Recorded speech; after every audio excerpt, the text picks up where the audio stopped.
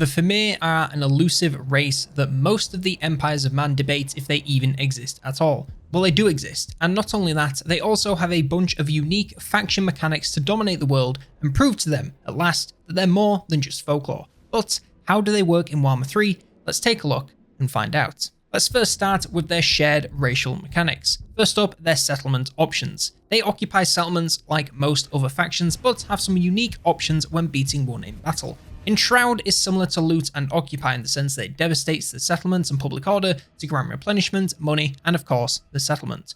Raid is the equivalent of sacking. It gets you more gold and replenishment than Enshroud, and gains you the favour of the Dark Gods for your army, which improves leadership and grants replenishment for 3 turns. Lastly, we have Obliterate, and this is the equivalent of Razing. This destroys the settlement, gets you less gold, but gets you the favour of the Dark Gods for 5 turns. In the end, it's really just a name change, but it helps them stand out, and the options make it very easy to stay on top of money and voluntary workers, as long as you can keep attacking enemy settlements. Like a few other factions, the Fimir are able to collect voluntary workers whenever they win a battle against an army or settlement. They can then be consumed in a number of ways. Rituals can be used in your provinces to grant temporary local buffs, for growth and defense. Certain buildings gain new effects when above a certain number of voluntary workers at the cost of constant consumption. Before heading into battle, you also have the option to sacrifice voluntary workers in exchange for granting all units in your army spell mastery, essentially boosting your magical power. They do have a maximum capacity, but this can be increased with buildings and research. By themselves, they don't really do a lot, but nevertheless, it's wise to collect as many as you can and keep yourself topped up so you always have some around whenever you need them. As for their commandments, Miasma is useful for warding off any hostile invaders. Fim War Call is great for cheaper and faster recruitment, as well as a little more cash.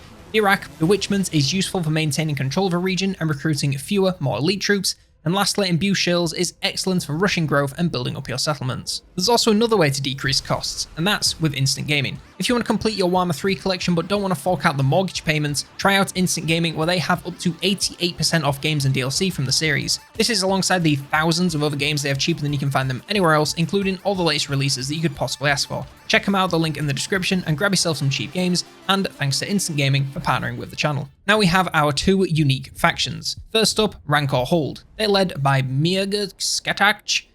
These names are hard. Their faction starts in Wrecker's Point. Their starting units, they have Swamp Demons, 2 Shills, Shill Scouts, Knuckle Leaves, a Fog Shrine of Valor, and a Finmore hero. For their campaign mechanics, they have access to the Gifts of Chaos from the Warriors of Chaos. This uses the voluntary workers currency. This is just the same as Warriors of Chaos, but it has gifts unique to the faction and now consumes voluntary workers instead of souls. And just like the Warriors of Chaos, the more active Gifts of Chaos you have, the more the Eye of Chaos fills up. And once it's full, it'll trigger an event offering you a choice of rewards. Nothing too complex here, you just pick a gift, progress through the gifts to the later gifts, and get lots of gifty gifts. As long as you maintain a healthy supply of voluntary workers, you should be just fine. This will be especially easy with the faction gaining 75% more casualties captured post-battle and an increased recruit rank for Fimir Battlefiend heroes. The Lord's Army, they gain 15% upkeep reduction and 10% spell resistance for Fim warriors and Fiamma Fim units, as well as an increased casualty replenishment rate for all units in the army. Our other faction is the Tendrils of Doom, and they're led by Kroll. Their faction starts in the Monument to the Moon,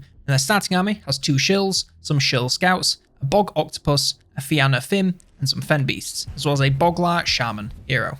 Their faction mechanic is the Temples of Kroll. In every provincial capital, you'll be able to build Temples of Kroll. They consume a moderate amount of voluntary workers per turn, but grant some stacking bonuses to Kroll, as well as some local recruitment buffs and bonuses to Kroll's army. The more you have, the better everything gets, so taking capitals and building as many of these as you can is the way to go for maximum value. It's pretty basic, but the more capitals you have, with more temples built, the crazier Kroll stats can get, really making this a snowball that truly gets crazy towards the end. Alongside this, he has upkeep reductions for Bog Octopus, Fog Shrine of Valors, and Demonomaniacs, can travel faster through the underworld seas and sea lanes, has increased growth and casualty replenishment, and his entire faction is immune to high seas, reef, and storm attrition. For Kroll's army, he brings more upkeep reductions for Bog Octopus units, his army gains a melee attack bonus when fighting at sea, all local enemy armies suffer leadership penalties, and increases the missile resist of Chaos Furies, Swamp Demons, Bog Octopi, Fen Beasts, and Demonomaniacs. Now some closing thoughts and feelings on the faction. Aside from Araby, the Fimir are probably the OVN faction that I've played the most that feel like something unique.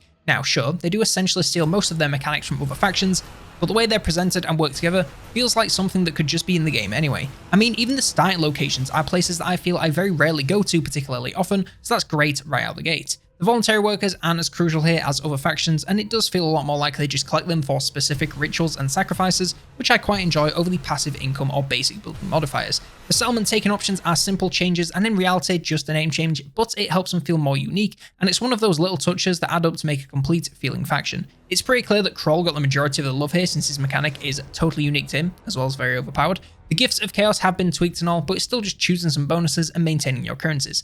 Still, both factions are quite a lot of fun to play and offer a nice midpoint between total chaos and something a little bit more balanced and civilized. If you want to go head to head with the Order Tide but don't want to mow them all down with the Warriors of Chaos, this will be a great pick for you. But that's all I have for this campaign side of the Fimir faction. Let me know what you think in the comments below, like, subscribe, and if you want more Warhammer 3 mod videos then check out this one on the Units of Albion.